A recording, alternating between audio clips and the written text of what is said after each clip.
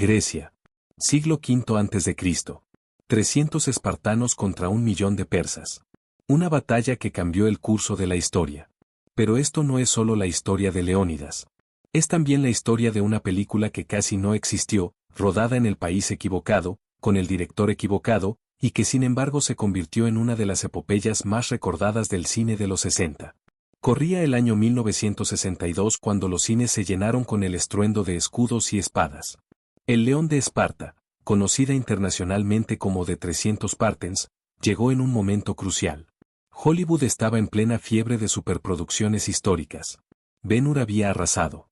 Espartaco había desafiado el sistema. Y los estudios buscaban desesperadamente la próxima gran epopeya que llenara las pantallas gigantes del cinemascope. Pero aquí está el primer secreto que casi nadie conoce: esta película nunca debió filmarse en Grecia. Los productores originalmente querían rodar en España, donde los costes eran menores y los estudios mejor equipados. Sin embargo, el gobierno griego hizo una oferta que resultó imposible de rechazar. Ofrecieron el ejército griego completo. Miles de soldados reales actuando como extras. Tanques disfrazados de carros de guerra. Toda la maquinaria militar de una nación puesta al servicio del cine. ¿La razón? Propaganda. Grecia estaba en plena Guerra Fría, y qué mejor manera de recordar al mundo la gloria helénica que una película sobre su batalla más legendaria. Y así, casi por accidente geopolítico, la producción se trasladó a las montañas del Peloponeso, donde 2000 años atrás habían caído los verdaderos 300. El director elegido fue Rudolf Maté, un hombre cuyo nombre pocos recuerdan hoy, pero cuya historia es fascinante. Maté había sido uno de los mejores directores de fotografía de Europa. Había trabajado con Carl Dreyer en La Pasión de Juana de Arco, una de las películas más hermosas jamás filmadas. Después llegó a Hollywood y filmó algunas películas notables, pero para 1962, su carrera estaba en declive. Esta película sería su penúltimo trabajo. Maté estaba enfermo, cansado, y según algunos testimonios del rodaje, a menudo dejaba que su equipo tomara decisiones que normalmente correspondían al director. Sin embargo, su ojo de director de fotografía nunca lo abandonó. Cada plano de batalla, cada formación de soldados, cada amanecer sobre las Termópilas está compuesto con una precisión pictórica que solo alguien con su experiencia podría lograr. Pero hablemos del protagonista. Richard Degan, quien interpretó al rey Leónidas, no era la primera opción. Ni la segunda.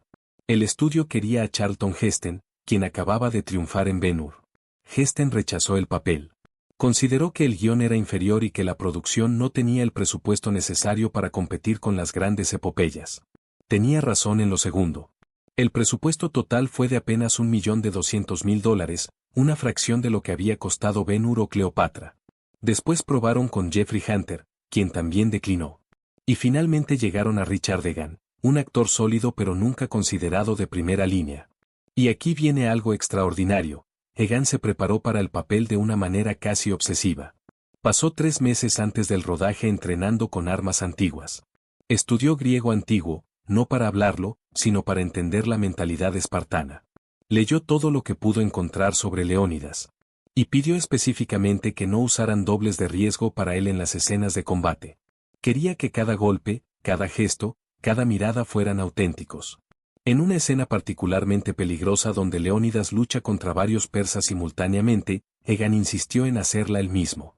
Resultado: una costilla fracturada y 2 semanas de retraso en la producción. Los productores estaban furiosos. Pero cuando vieron el material filmado, entendieron que esa autenticidad era imposible de falsificar. El rodaje fue una pesadilla logística. Imaginen coordinar a más de 2000 extras militares griegos que no hablaban inglés, en montañas sin infraestructura, con un presupuesto ajustado y un director enfermo. El segundo asistente de dirección, un griego llamado Yannis Dalianidis que después se convertiría en uno de los directores más importantes del cine griego, fue quien realmente mantuvo la producción en marcha. Dalianidis servía de intérprete, coordinador cultural, en muchos momentos, de director sombra. Años después confesó que al menos 1/3 de las escenas de batalla fueron dirigidas por él, mientras Maté supervisaba desde una silla, debilitado por la enfermedad que lo mataría pocos años después. La escena de la batalla final, el momento culminante donde los 300 hacen su última resistencia, se filmó durante 11 días consecutivos bajo un calor abrasador. Las temperaturas superaban los 40 grados. Los soldados extras, acostumbrados al entrenamiento militar pero no a actuar bajo el sol mientras vestían armaduras de metal, comenzaron a sufrir desmayos masivos. El equipo médico atendió más de 150 casos de insolación. Hubo un momento, el séptimo día de rodaje, donde el director de producción sugirió cancelar toda la secuencia y reescribirla para que fuera más corta y menos demandante. Pero Maté, en uno de sus últimos gestos de autoridad creativa, se negó. Sabía que esta película viviría o moriría por esa batalla. Y tenía razón. Hay un detalle técnico que pocos notan, pero que los cinéfilos entrenados pueden detectar. La película cambia de formato a mitad del metraje. Las primeras escenas están filmadas en un cinemascope estándar, pero a partir de la llegada a las Termópilas, el formato se expande ligeramente. ¿Por qué? Porque a mitad de la producción, el director de fotografía, Jeffrey Unsworth, quien más tarde filmaría obras maestras como 2001, Una Odisea del Espacio y Cabaret, convenció a los productores de invertir en lentes anamórficos más caros que permitían una imagen más amplia. Los productores aceptaron solo porque ya habían visto el material filmado y sabían que tenían algo especial entre manos. Pero no tenían presupuesto para refilmar las escenas iniciales. Así que la película existe en dos formatos ligeramente diferentes. Un defecto técnico que se convirtió en virtud narrativa. El mundo se expande cuando los espartanos llegan a su destino final. La música de la película merece un capítulo aparte. Manos Hadjidakis, el compositor griego que había ganado un Oscar por Nunca en Domingo apenas 2 años antes, fue contratado para crear la banda sonora. Pero lo que pocos saben es que Hadjidakis nunca pisó el set de rodaje. Compuso toda la música desde su estudio en Atenas, basándose únicamente en el guión y en algunas fotografías de producción. Cuando finalmente vio el montaje preliminar de la película, quedó horrorizado. Su música, llena de matices mediterráneos y melodías introspectivas, chocaba completamente con la brutalidad visual de las batallas. Los productores le pidieron que reescribiera todo en 2 semanas. Hadjidakis se negó. Amenazó con retirar su nombre de los créditos. Finalmente llegaron a un compromiso, conservarían su música original para las escenas dramáticas y de diálogo, pero traerían a otro compositor para las batallas. Ese compositor anónimo nunca fue acreditado. Su nombre se perdió en los archivos de la Fox. Pero su trabajo, esas fanfarrias marciales que acompañan el choque de escudos, fueron lo que realmente vendió la película al público estadounidense. Hablemos ahora de algo que cambió la historia del cine de acción, la formación en falange. Antes de esta película, las batallas en el cine eran caóticas. Hombres corriendo en todas direcciones, espadas chocando sin orden ni concierto. Pero los espartanos eran famosos precisamente por lo contrario: disciplina absoluta, formación cerrada, movimiento sincronizado. El coordinador de escenas de acción, un veterano de la Segunda Guerra Mundial llamado Jackie McAnutt, entendió que esta batalla debía verse diferente a todo lo anterior. Pasó semanas entrenando a los extras en movimientos precisos, casi coreográficos. Cada soldado debía saber exactamente dónde estar, cuándo moverse, cómo sostener su escudo en relación con sus compañeros. El resultado fue revolucionario. Por primera vez en el cine, una batalla parecía real no por su caos, sino por su orden. Décadas después, cuando Zack Snyder filmó su versión de esta historia en 300, estudió fotograma por fotograma estas secuencias. La deuda es obvia para quien sepa mirar. Pero no todo fue heroísmo y disciplina. Hubo un escándalo durante el rodaje que casi destruye la producción. Una de las actrices secundarias, cuyo nombre nunca se hizo público oficialmente pero que los registros de producción sugieren era Diane Baker, quien interpretaba a ellas, comenzó un romance con uno de los oficiales griegos que servía como asesor militar. El problema: el oficial estaba casado, y su esposa era sobrina de un general con conexiones directas al gobierno. Cuando el affair se hizo público en Grecia, hubo presiones gubernamentales para expulsar a toda la producción del país. Los productores tuvieron que intervenir diplomáticamente, ofreciendo disculpas oficiales y asegurando que la actriz sería enviada de regreso a Estados Unidos. Pero aquí está el detalle fascinante: la actriz ya había filmado todas sus escenas. Lo que los productores hicieron fue anunciar públicamente su salida mientras ella permanecía escondida en un hotel de Atenas durante otras 3 semanas, por si necesitaban regrabaciones. Nunca las necesitaron, pero el engaño funcionó. Los persas de la película son otra historia extraordinaria. El actor británico David Ferrar interpretó al general persa Hydarnes, pero casi ninguno de los soldados persas era actor profesional. Muchos eran refugiados. Griegos que habían huido de Turquía durante los intercambios de población décadas atrás, armenios desplazados, incluso algunos árabes que trabajaban en los muelles de El Pireo. La producción los contrató por centavos al día. Les dieron túnicas, les pintaron la cara de oscuro con maquillaje barato que causó reacciones alérgicas en docenas de extras, y los pusieron frente a las cámaras. Hoy esto sería considerado explotación y probablemente racismo. En 1962, era simplemente como se hacían las películas. Pero hay una ironía histórica aquí. Muchos de esos extras que representaban a los invasores persas eran descendientes de griegos que habían sido expulsados de territorios que una vez fueron Persia. La historia dando vueltas sobre sí misma. Existe una versión alternativa del final de la película que muy pocos han visto. En el montaje original, la batalla terminaba con una toma larga y silenciosa de los cuerpos de los espartanos cubriendo el desfiladero. Sin música. Sin narración. Solo viento y el sonido distante del mar. Los ejecutivos del estudio la consideraron demasiado deprimente. Exigieron un final más heroico, más inspirador. Así nació la escena donde el mensajero griego llega a Esparta para anunciar el sacrificio, seguida de esa narración épica sobre cómo los 300 salvaron a Grecia. Mateo odiaba ese final. Lo consideraba propaganda barata. Pero estaba demasiado enfermo para pelear. La versión original solo se proyectó una vez, en un pase privado para críticos en Nueva York. Las reseñas fueron mixtas. Un crítico del Times escribió que era el final más poderoso que había visto en una película de guerra. Otro de Variety lo llamó pretencioso y aburrido. El estudio archivó esa versión y nunca más se habló de ella. Se cree que las latas originales fueron destruidas durante una limpieza de archivos en los años 80. La relación entre Leónidas y su esposa Gorgo, interpretada por Anna Sinodinou, es otro aspecto poco comprendido. En el guión original, Gorgo apenas aparecía. Era una escena al principio, una despedida genérica, y nada más. Pero Sinodinou, que era una de las actrices más respetadas de Grecia, se negó a aceptar un papel tan vacío. Amenazó con retirarse. Los productores estadounidenses no entendían el problema. Para ellos era un papel secundario en una película de acción. Pero en Grecia, Sinodinou era casi realeza teatral. Perderla habría sido un desastre diplomático. Así que trajeron a un escritor griego, nunca acreditado, para expandir su personaje.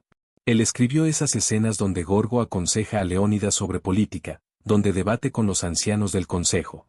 Escenas que daban profundidad y complejidad tanto a ella como al rey. Y algo mágico sucedió. Esas escenas, escritas apresuradamente para apaciguar a una actriz difícil, se convirtieron en el corazón emocional de la película. Sin ellas, Leónidas sería solo otro guerrero. Con ellas, se convierte en un hombre dividido entre el deber y el amor. Las armaduras utilizadas en la película tienen su propia leyenda. No fueron hechas en Hollywood ni en Grecia. Fueron fabricadas en Pakistán.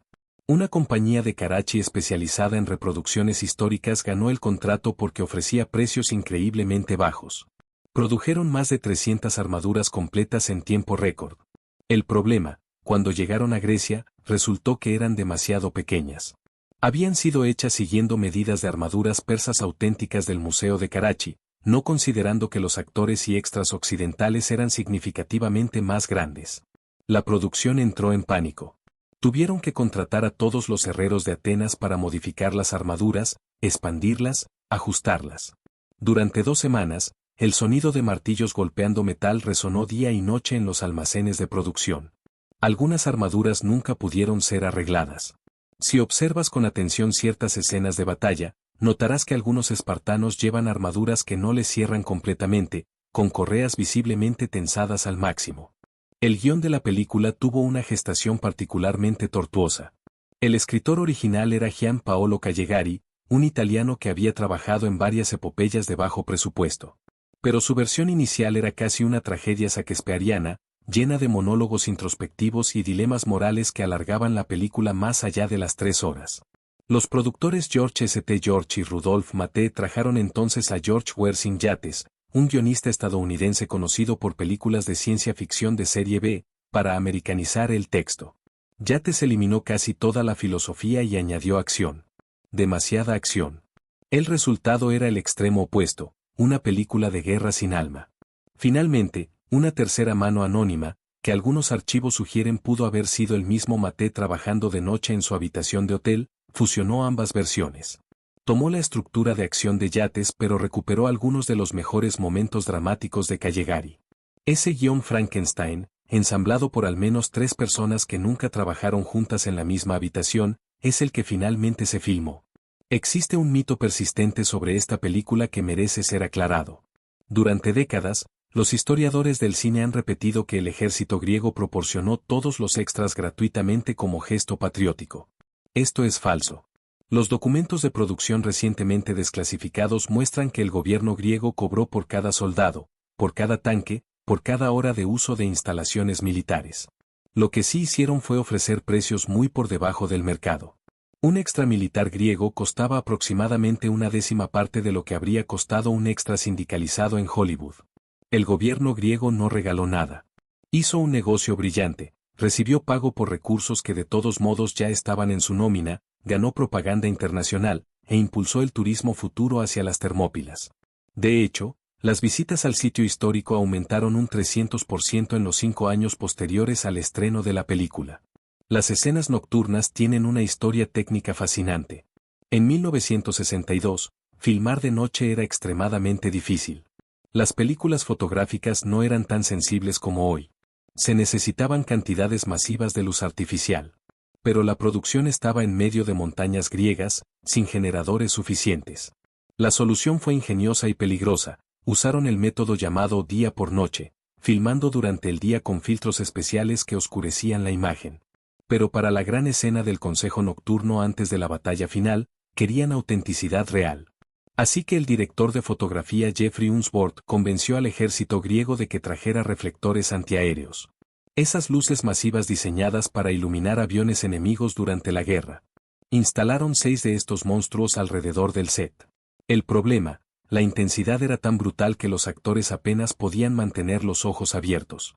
Si observas esa escena con atención, notarás que Richardigan parpadea constantemente y muchos actores secundarios miran hacia el suelo. No es actuación. Es incomodidad real capturada en celuloide. Ralph Richardson, quien interpretó al narrador de la película, nunca viajó a Grecia. Grabó toda su participación en un estudio de Londres, semanas después de que terminara la filmación principal. La historia de cómo terminó en el proyecto es digna de una novela. Richardson, uno de los actores británicos más respetados de su generación, estaba atravesando dificultades financieras. Había invertido mal en algunas propiedades y necesitaba dinero rápido.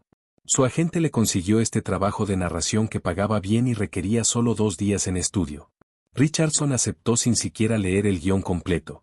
Llegó al estudio, leyó el texto con su voz majestuosa, cobró su cheque y se fue.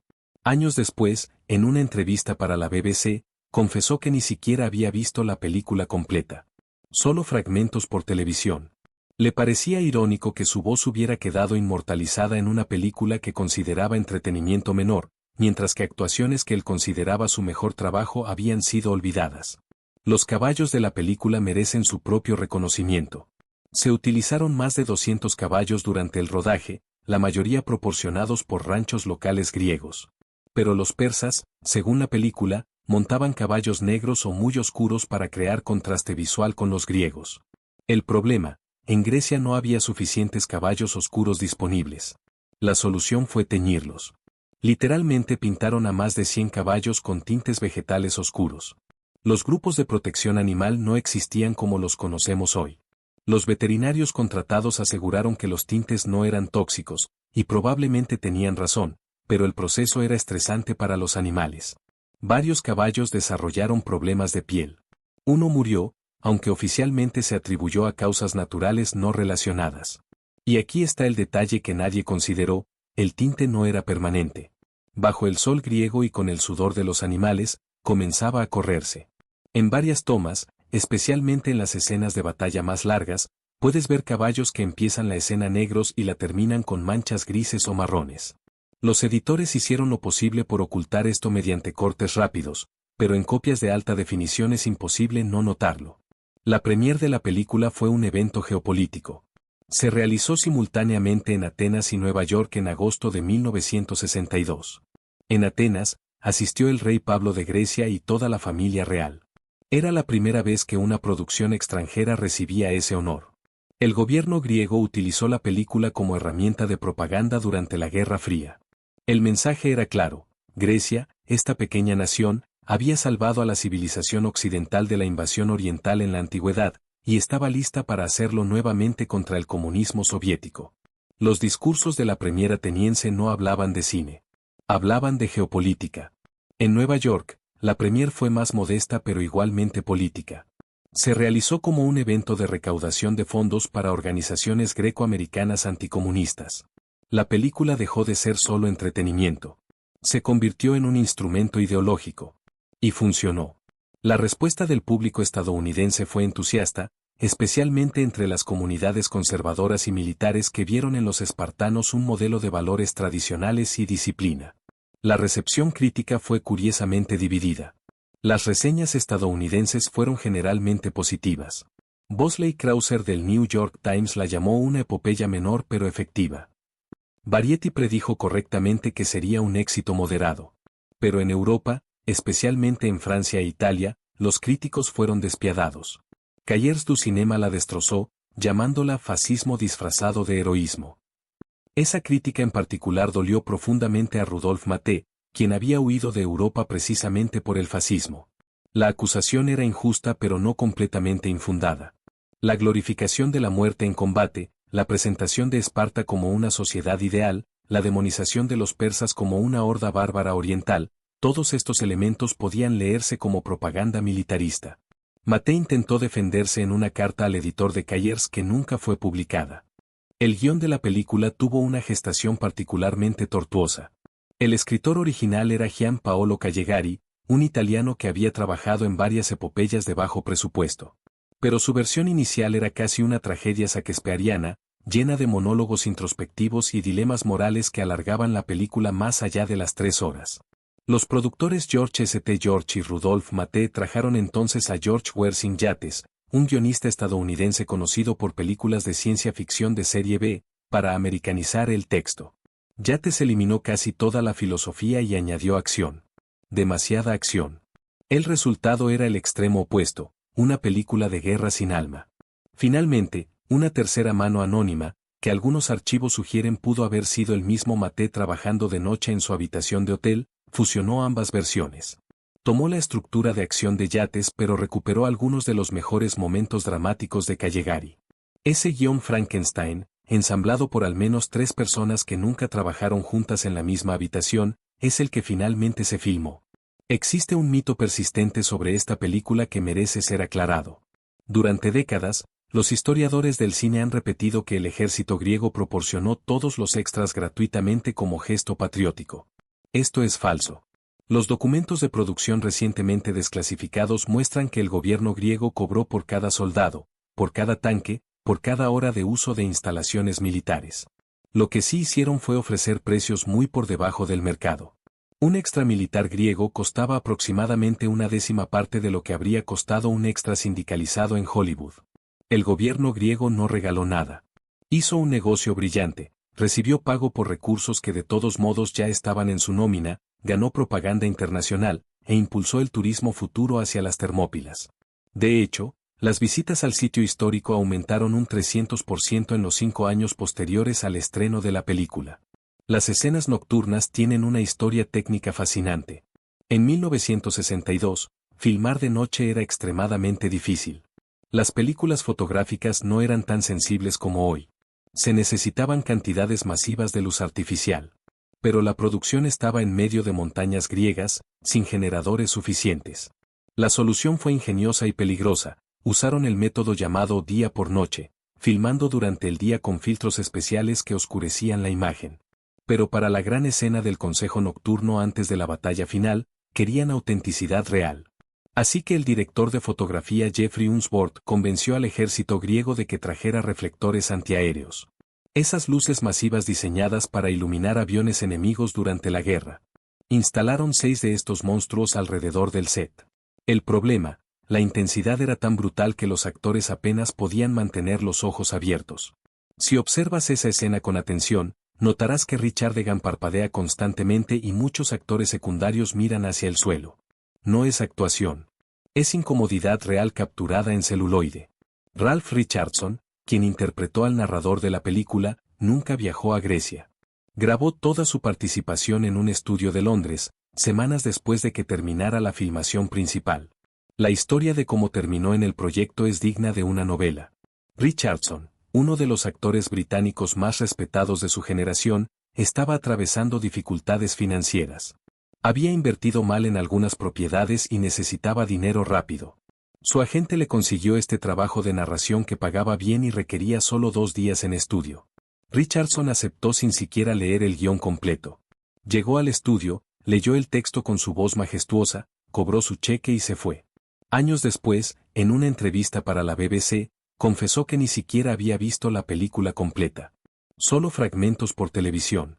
Le parecía irónico que su voz hubiera quedado inmortalizada en una película que consideraba entretenimiento menor, mientras que actuaciones que él consideraba su mejor trabajo habían sido olvidadas. Los caballos de la película merecen su propio reconocimiento. Se utilizaron más de 200 caballos durante el rodaje, la mayoría proporcionados por ranchos locales griegos. Pero los persas, según la película, montaban caballos negros o muy oscuros para crear contraste visual con los griegos. El problema, en Grecia no había suficientes caballos oscuros disponibles. La solución fue teñirlos. Literalmente pintaron a más de 100 caballos con tintes vegetales oscuros. Los grupos de protección animal no existían como los conocemos hoy.